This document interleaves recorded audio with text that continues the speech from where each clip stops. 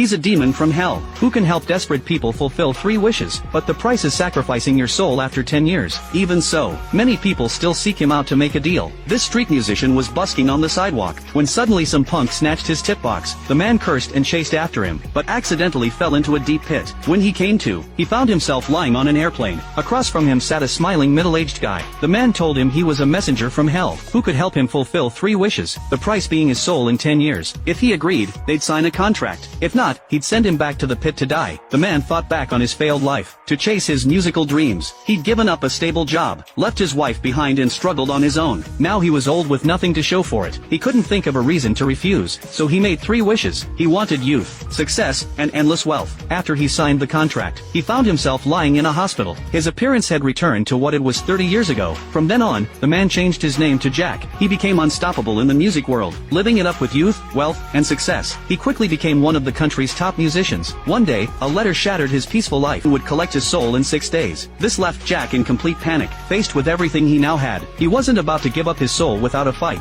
So he armed himself and decided to go to war with the demon. But the older man had already seen right through Jack. He told Jack he wasn't the real demon, that he was just like him, someone who had also made a deal with the demon. He deeply regretted selling his soul. After saying this, he turned and jumped off the rooftop. Jack reached out trying to save him, but the man still plummeted from the incredible height. Freaking out, he rushed home, and burned the contract he'd signed with the demon 10 years ago, hoping to pretend the whole deal never happened. But when he opened the jar the next day, he found the contract had reappeared completely intact. Jack totally lost it. He started trashing everything to blow off steam, yelling for the demon to show himself right now. Just then, the doorbell rang. A man appeared at Jack's door. The guy pulled out a death notice and tossed it to Jack, and told him the previous man was one of his agents. Jack realized the person standing before him was the real demon, so he opened his treasure chest, filled with all kinds of demon fighting gear he'd collected. He grabbed some exorcism salt and threw it at the demon. The demon casually picked up the salt and popped it in his mouth, telling Jack he wasn't just any ordinary ghost. Jack then pulled out a talisman and dabbed some liquid on it, and slapped it on the demon's forehead. While they were talking, the demon triggered a mechanism, and fell into a secret room Jack had set up. A huge basin of holy water drenched the guy, but none of this had any effect. The man quickly appeared behind him. Jack was completely stunned. The man said he'd only come to give him a heads up this time. In 3 days, he'd be back to collect Jack's soul. Then he casually walked away.